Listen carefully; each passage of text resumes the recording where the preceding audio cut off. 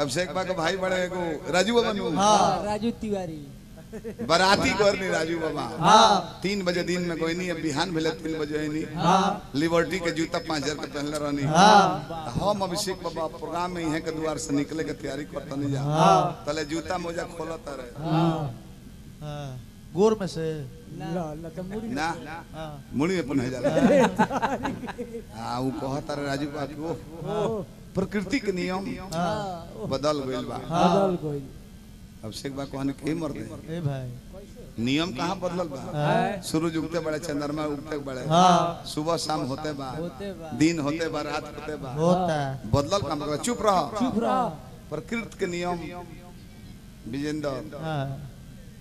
बदल गए हां